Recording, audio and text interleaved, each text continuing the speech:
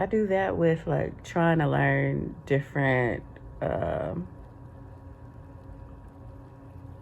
just learning different techniques of any kind. Like, might want to learn some form of yoga, or if I want to learn a new way to sew, it's like I use those to kind of stimulate me, but also conversation with other people that helps stimulate me mentally, because then it's almost like you have your own thoughts, your own things that you feel, and then once you open up that space for talking to someone else, it's like there's a point where your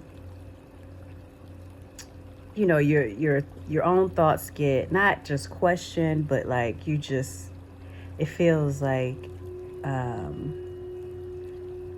I don't know, two worlds colliding, and you're learning something new, and then all of a sudden, um, maybe a thought that you may have had before will change. Like, I know for me, that's what happens when I'm talking to people. It's like I talk to people and see their point of view or hear their stories, and I'm like, oh, okay. And it'll switch up some things that I may have put on repeat in my mind, and it just, I don't know. I like the way that the act of communicating with others, how that kind of changes you in a way, but not completely. Maybe it reinforces some thoughts, and maybe it doesn't. But that's, I don't know. Research suggests that adults need to keep their minds active, especially as they grow older. In fact, learning a mentally demanding skill can improve cognitive functioning and slow down aging. Neurologists tell us that learning a new skill challenges the physical structures of the brain. By stimulating neurons in the brain, more neural pathways are formed. The more pathways that are formed, the faster impulses can travel. This brain chemistry increases the white matter in your brain. Learning later in life is a way to protect the brain against aging because it promotes neuroplasticity, which is the brain's ability to develop new neural pathways. It helps you to gain a new perspective on the world around you and trains your brain to handle a wide array of challenges. Classes and courses are a great way to do this. They engage cognitive skills, such as visual comprehension, short and long-term memory, attention to detail, and even math and calculations, which goes a long way in improving your brain health. In fact, it could stave off dementia. Knowledge fuels self-confidence. Research has proven that lifelong learning, whether acquiring a skill like bookkeeping or taking up an activity like bird watching or a pastime like pottery, can greatly improve your mental well-being as it adds meaning to life. Learning something new makes you a more interesting person to be around. It improves the quality of your life and also deepens the relationships you have. It can boost your self-esteem and give you a sense of purpose. It activates the release of the feel-good chemical dopamine in the brain and helps you cope with the stress and strain of everyday life while increasing your energy levels and immunity. Spending time on something creative, whether learning to kayak or taking up coding, has threefold benefits. It acts as a distraction from stress. It allows you the headspace to reassess your problems. And it builds up self-esteem and confidence when you meet and overcome your challenges. Learning a new skill can keep your social skills sharp. Let's face it, as we grow older, it is easy to become more socially isolated. However, if you attend classes on social media marketing or do an online course on counseling, for example, you have to interact and communicate with people on a regular basis through group participation, conversations, and discussions. It gets you out of your comfort zone and challenges you to try new things. The modern world is moving at a breakneck speed, and you need to stay on top of your game or get left behind. This is why professional development through study and courses is a must. It makes you relevant even when younger or more qualified people join your profession. It opens doors of opportunity. If you're wondering what to study, do a bit of introspection. What have you always been interested in or passionate about since childhood? Do you have a hobby or a side job? The satisfaction in learning something new and exciting, whether as a hobby or for your career, will definitely bring you joy and satisfaction. Conversation creates connection. The more you talk to someone, the more you bond. The joy of connecting and making new friends is one of life's great rewards. And by connecting with others, you become bigger than yourself. Conversation is the lifeblood of relationships. Without conversation, relationships die. And not just romantic relationships either. Friendships and families need to talk to keep the connection alive. When the conversation is vibrant, the relationship is vibrant. Conversation is necessary for communication.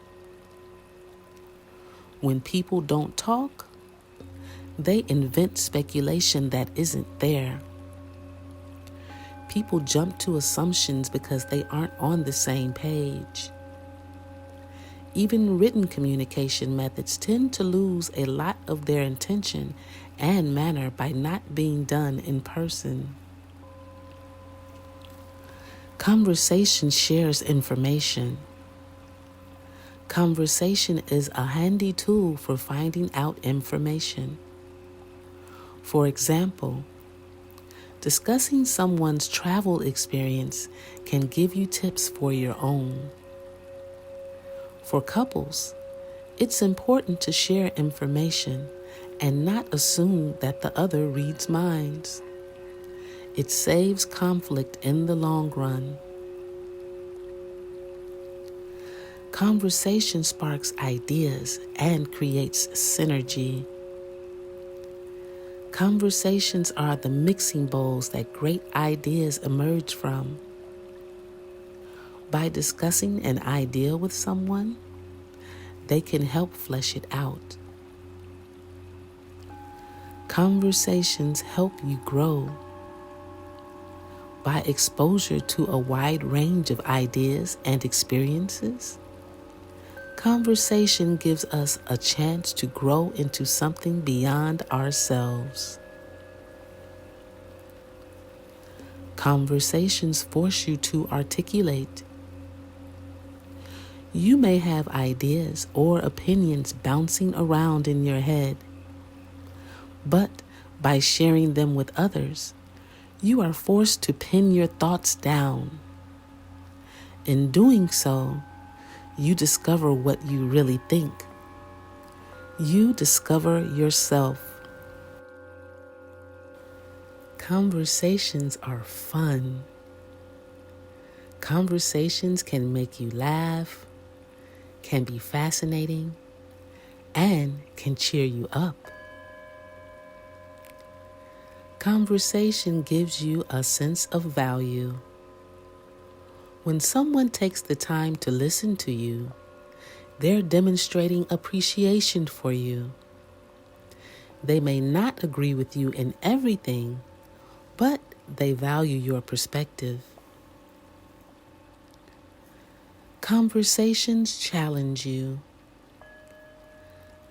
Conversations expose you to a variety of opinions. Sometimes a need to defend those opinions will help you to fully realize those opinions or discard them. Conversations affirm you. An encouraging word can affirm others in ways you'll never know.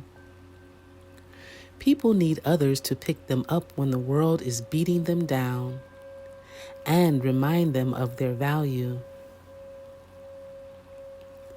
Conversations give you a new perspective. Each one of us is a variety of personality and experience. New perspectives help us appreciate different points of view and see the world in a way we couldn't have on our own. Conversations start messages. When you share a thought with someone, you never know where it will be repeated or passed on. Conversations showcase your personality. Our looks or online image are no match for a conversation in showcasing your personality. Talking to someone is you in 3D, HD, live. Conversations repair relationships. When hurt creeps into a relationship, talking it through puts you on the path to healing. Conversations help you process pain and confusion. When overwhelming thoughts are bouncing around inside your head, conversation is the best way to let them out and make more sense of them. This won't often result in an instant remedy, but combined with time, the pain and confusion becomes easier to manage. Conversation is a source for discovering new things. In a world of ignored advertising, conversation is often the best place to discover things with merit. They may include new movies, activities to try, or tasty foods. Conversation makes you more attractive. Good looks quickly wear thin without personality and chemistry to back them up. Unless you have an obnoxious or vapid personality, conversation helps people to get to know you, and deeper connections create attraction. Ultimately, most of us would rather be with someone who was funny looking but interesting, rather than with someone who was pretty but dull. Conversation inspires and motivates. Talking to someone opens up ideas and encourages you to get cracking, whether it's reigniting a plan that's been dormant for a while, or just a matter of seizing the day. Conversation can be the catalyst. Conversation is where we learn. There are lots of opportunities to learn, but in conversation, We can ask questions and explore things we don't know about. Conversation is a powerful thing.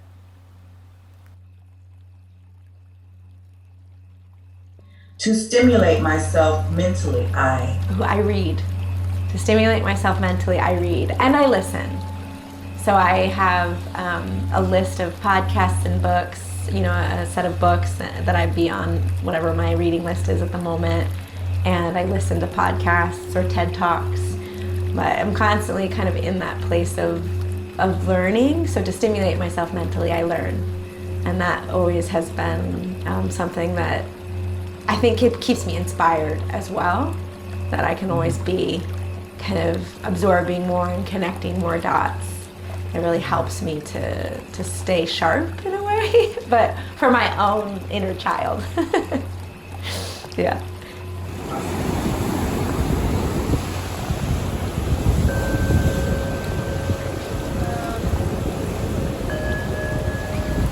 Stimulate myself mentally, I read and listen to 432 hertz or binaural beats. I haven't been as consistent with reading, but it's always been for like study or for screenwriting or something like that I'm doing, or for my herbalist class. But I feel like in a way that's even still mental stimulation, because I'm always learning and growing and things like that. And so yeah, I also take lion's mane, which has helped tremendously in terms of my focus and energy. And so yeah, that's what I do. I read more than anything, and study. Yeah.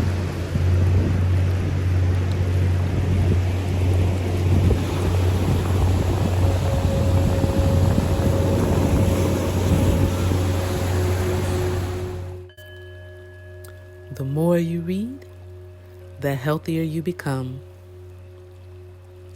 Think about it like this. Reading gives muscle to your memory. While the brain isn't actually a muscle, it can still benefit from a good workout. Reading calls your intelligence to action. Rather than watching a video or listening to an audio track, notice how much you must concentrate while reading. Reading gives you a unique pause button for comprehension and insight, says Marianne Wolfe, director of the Center for Reading and Language Research at Tufts University. Reading essentially forces us to concentrate and imagine, where otherwise we are just absorbing the information in pictures or sounds coming at us. It is simply good for your brain. Having that ability to pause, reflect, absorb, imagine, and process sharpens intelligence by challenging the entire neural circuit from reading. Nutritionally, we can even consider the idea that books are like vitamins for the brain. Reading reduces stress. Think about when you read. You are able to tune out the world and tune into the words in front of you. Your mind or brain is actively engaging in something that requires your full attention. The result? You are not thinking about outside stressors when your nose is in a book. In other words, it distracts you. According to a University of Sussex study, a simple 6 minutes a day has shown to reduce stress by a huge 68%. But how does it really reduce stress? Here's where it gets impressive. It's that distraction, having your mind concentrate on reading, that eases the tension in your muscles and the heart and circulatory system. People who experience emotional stress, rushing around all the time with a clenched jaw, perhaps experiencing frustration and anger more often than not, are prone to developing heart disease. All that chronic emotional stress deposits loads of adrenaline unnecessarily into the bloodstream. Over time, this dumping weakens the very vital system that is our lifeline to basic nutrient distribution. Losing yourself in a book is the ultimate relaxation, especially in these times of uncertainty when we are all craving some escapism, says cognitive neurobiologist Dr. David Lewis. Reading can help prevent brain aging and Alzheimer's disease. Yes, a mentally stimulating hobby like reading may help prevent Alzheimer's disease and memory problems. This research found that elderly people who regularly undertake intellectual activities, such as reading, are 2.5 times less likely to get this debilitating disease. Challenging the brain to learn new things through reading can help your informational processing stay in better shape. It's thought that it might even reshape brain circuitry by helping the brain continue to be more adaptable with regard to mental functions as one ages. Reading fiction boosts your social skills. That simulation of social experience involved in a good novel might engage the same social cognitive processes in the real world. What a great way to hone in on improving your relationship with others in social situations. Scientists investigating introversion proved this very hypothesis in an experimental study.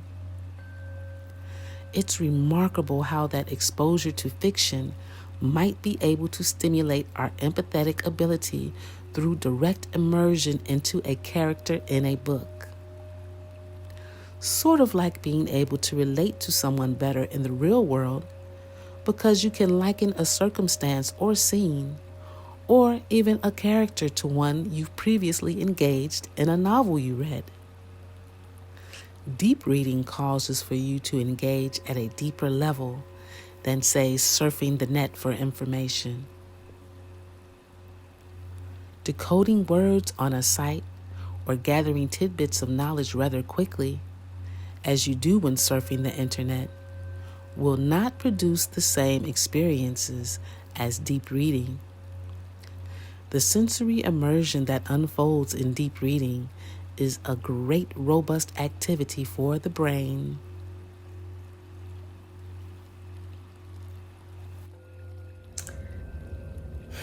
To stimulate myself mentally, I write. People have long claimed that expressive writing, whether it be essays, memoirs, or stories, has helped them feel better. Studies have demonstrated improvements in overall well-being for those who write out their sorrows and difficult experiences. Underlying mechanisms are hard to pinpoint, though. It's a challenge for empirical research to answer questions like, why, or exactly how. Mostly researchers can count how often something happens and then ask for subjective responses to questions that relate to consciousness.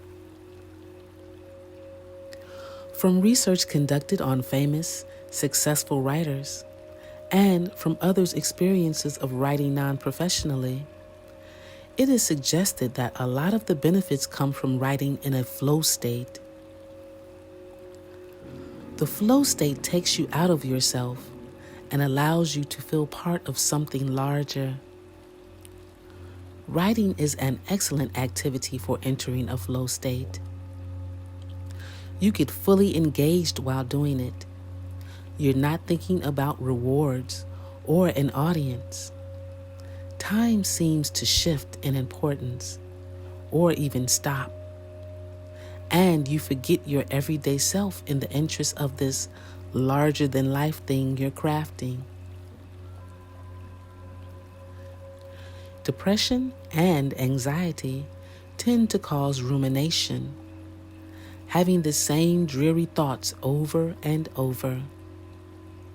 But when you begin writing things down, whether it's directly about your life, as in a diary, or an attempt at an essay or story, or even a novel, you get deeply involved in that task and tend to rise above the ordinary frustrations of your day.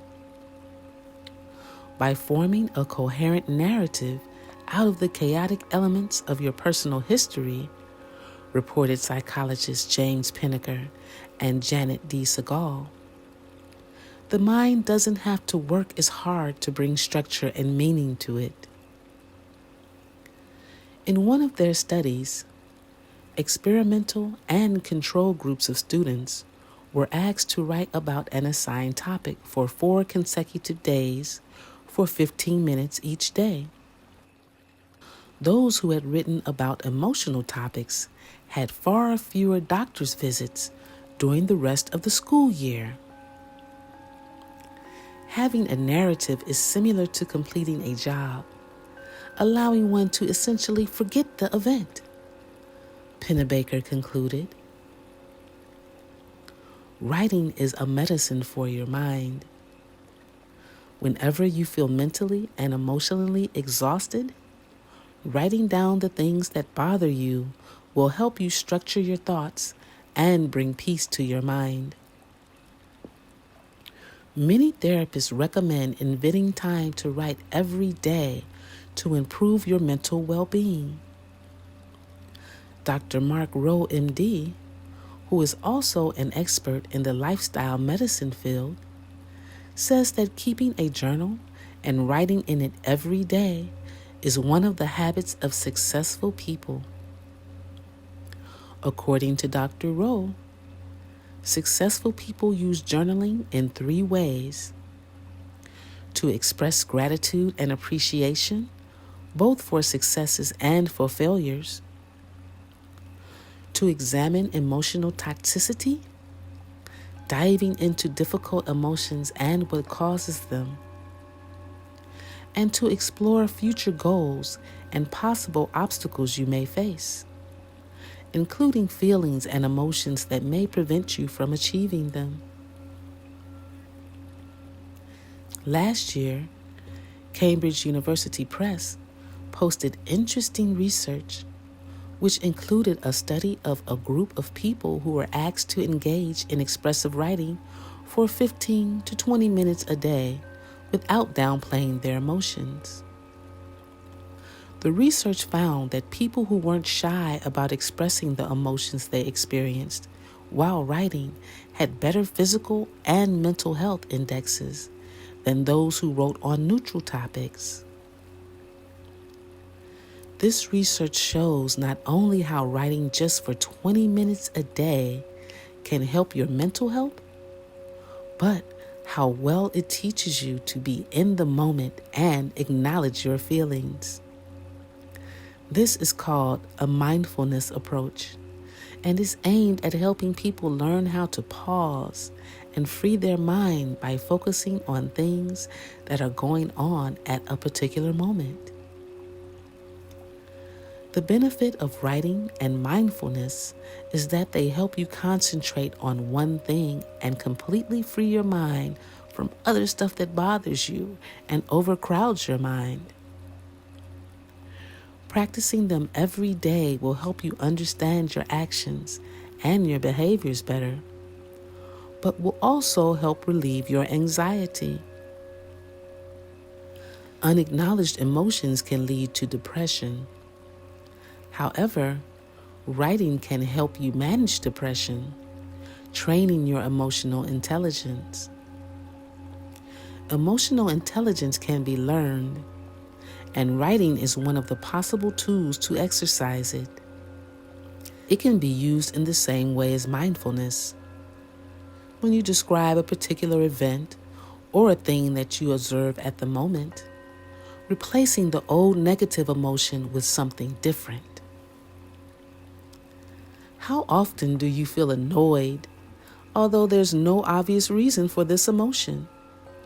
You experience this emotion on a daily basis when you're on your commute or standing in line to get a salad for lunch. This emotion gets so ingrained in your mind that you can no longer see a reason behind it.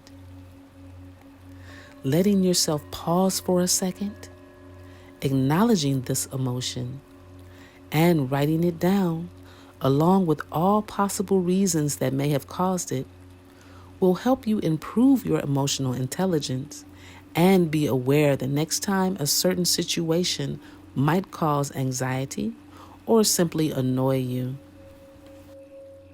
Sometimes thoughts, feelings, and emotions overfill our minds, creating real traffic jams and bringing anxiety. What your mind needs at this point is a tool, like a traffic light, to bring some consistency and structure to your thoughts and emotions. Other times, you need a different kind of tool to completely remove some dysfunctional thoughts from your head so they don't bother you anymore. Psychologist Diane Barth, LCSW, says that keeping a journal is a very good tool to help you do a real spring cleaning in your mind. The trick is not to be afraid to confront yourself while writing and acknowledge when you're judging yourself or feeling dissatisfied with your actions. This will help you learn how to let go of situations that bother you and free your mind from distracting thoughts.